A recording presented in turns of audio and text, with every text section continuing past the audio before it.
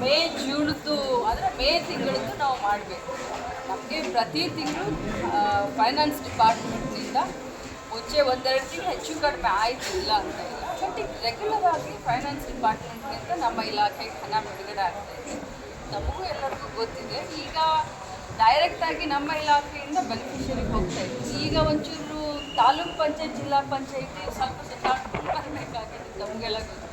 So ಅದಕ್ಕೆ 1 weak 2 weak delay ಆಗಿರ್ಬೋದು ಅಷ್ಟೇ. ಬಟ್ ಗೃಹಲಕ್ಷ್ಮಿ ಅಕೌಂಟ್ಗೆ ಫೈನಾನ್ಸ್ ಡಿಪಾರ್ಟ್ಮೆಂಟ್ ದುಡ್ಡು ಕೊಡ್ತಾ ಇದೆ. ಮುಖ್ಯಮಂತ್ರಿ ಅವ್ರಿಗೆ ಅದ್ರ ಬಗ್ಗೆ ಕಾಳಜಿ ಇದೆ. ಸೊ ಯಾವುದೇ ಕಂತನ ತಡೆಯುವಂಥ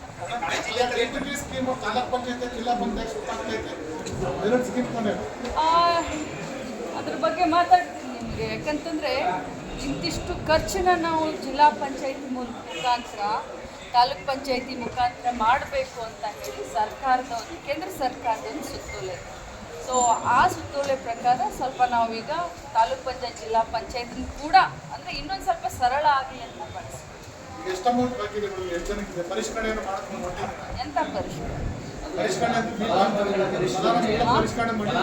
ಇಲ್ಲ, ಯಾವುದೇ ಕಾರಣಕ್ಕೂ ಕೂಡ ಯಾವ ಫಲಾನುಭವಿಗಳ ಪರಿಷ್ಕರಣೆ ಮಾಡೋದಿಲ್ಲ.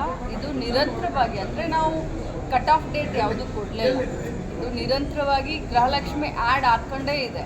ಪ್ರತಿ ತಿಂಗಳು 15,000, 20,000, 30,000 ಗೃಹಲಕ್ಷ್ಮಿಗಳು ಪ್ರತಿ ತಿಂಗಳು ಜಾಸ್ತಿ ಆಗ್ತಾ ಇದೆ. ಟೋಟಲ್ ಆಗಿ 1,25,00,000ಕ್ಕಿಂತ ಮೇಲ್ಪಟ್ಟು ಯಜಮಾನಿಗಳು ಈಗಾಗಲೇ ನಮ್ಮ ಇಲಾಖೆಯಿಂದ ಗೃಹಲಕ್ಷ್ಮಿ ಹಣ ತೆಗೆದುಕೊಳ್ತಾ ಇದ್ದಾರೆ. ಇದು ಪ್ರತಿ ತಿಂಗಳು ಹಾಗೆ ಕಂಟಿನ್ಯೂ ಆಗಿದೆ. ಇದರಲ್ಲಿ ಯಾವುದೇ ರೀತಿಯಾದಂಥ ಪರಿಷ್ಕರಣೆಯನ್ನು ನಾವು ಮಾಡ್ತೀವಿ. ಸಂಧ್ಯಾ ಸುರಕ್ಷಾ ಇರ್ಬೋದು, ವಿಧವಾ ವೇತನ ಇರ್ಬೋದು, ಪರಿಷ್ಕರಣೆ ಮಾಡಿ ಕೊಟ್ಟಿದ್ದಾರೆ. ಈಗ 23 ಲಕ್ಷ ಸಂಧ್ಯಾ ಸುರಕ್ಷಾ ಯೋಜನೆ